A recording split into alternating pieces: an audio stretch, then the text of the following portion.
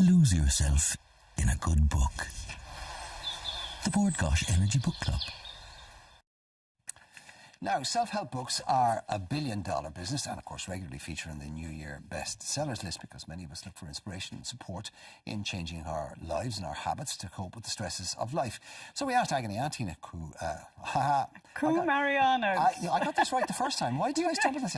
It's the frog in my throat. Marianos to cast an expert eye on some of the best paperbacks to help pep you up in 2016. Good morning, Tina. You're very welcome. Happy New Year to you. Thank you, and very Happy New Year to you and your viewers. I would have said, you being a no-nonsense Aussie, wouldn't have had much time for this sort of book. No, I don't. I don't normally. The only thing I would say, Mark, is that anything that helps somebody else, you know, everybody is different. And whereas I may not get a lot out of these sort of books because I'm very happy-go-lucky and I basically don't give a damn, but other people maybe need that push. And, you know, even if you open it and you get one little pearl of wisdom out of it, it's worth having, you know.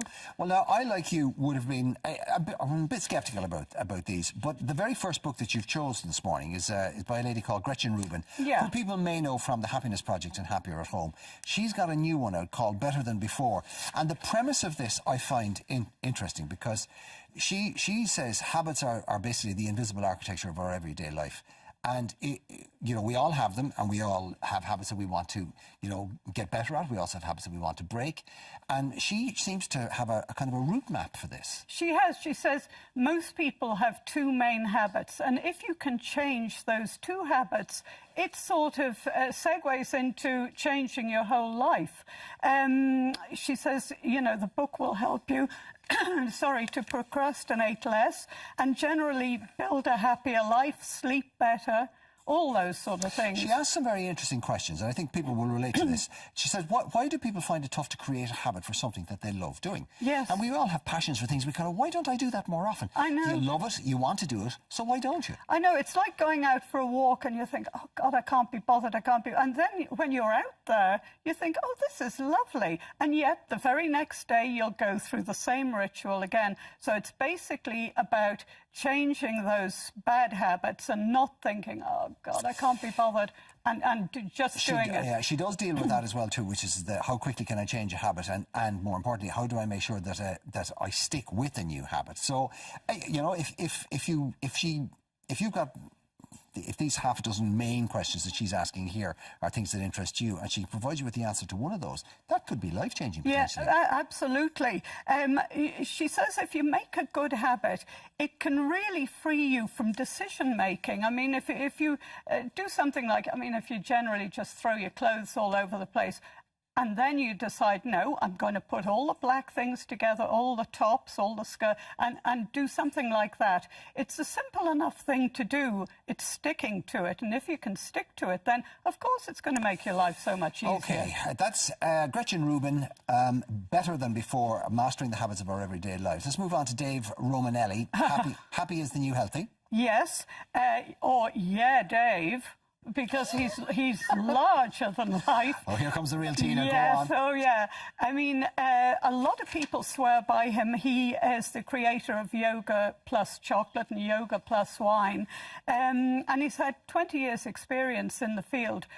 I looked at his profile, and every one of them is grinning like a Cheshire cat. Now, that, before I even opened the book, I thought, you off. What? Yeah. Yeah, I mean, nobody can be grinning like a lunatic all the time. But people really like his stuff. If you like normal, ordinary reading, this is maybe not for you because the actual typeface in the book keeps whizzing from one thing to another, and it's got little boxes and bold type and huge amount of exclamation marks in it. But he says things like, he tells the reader to frickin' go for it, and, you know, which for some people mightn't be quite, the nice little old lady in Abbey Shrule mightn't be into that. He says, don't look at it as a self-help book, more as a bust loose book. Okay, so it's he has three main principles. For people with short attention spans. Yeah, I think so, yeah. Three main principles. Now is always the best moment. Wellness is a state of mind, and happy is the new healthy. And he reckons what life diminishes, laughter replenishes. Well, yeah, that's good. Well, that's easy for him. He's laughing all the way to the bank. Well, of course he is. Let's move on to the third one. These are the new ones, right? Presence by Amy Cuddy. Now, this is the kind of self-help book, the title of which puts me off and I think gives these a bad name. It's Presence. Bring your boldest self to your biggest challenges. Like, what does that mean? Yeah, well, I tell you, basically, I thought I would agree with you when I first started reading it. But then I realised she's talking about your overall presence. And you know, if you go into an interview and you're a bundle of nerves, or you come in here and you're a bundle of nerves, people are going to, oh, that's boring. But she's basically teaching you how to project presence, how to manage, say, an interview. And instead of going in, being a basket case and the whole thing, coming out and thinking, oh, Jesus, why did I do that? I wish, I could do it again. No, she's teaching you how to take hold of the moment and to sail through the thing without panicking. I think that's basically... In other words, take a stressful situation and picture that situation at your kitchen table. I mean, I always say to guests here, listen, don't worry about doing television. We do the television, you just be you. Yes, if we were outside having a cup of coffee, we couldn't stop you. It wouldn't be knock a feather out of you. No, absolutely not. So that's basically... she says you don't need to embark on a grand spiritual quest or complete an inner transformation.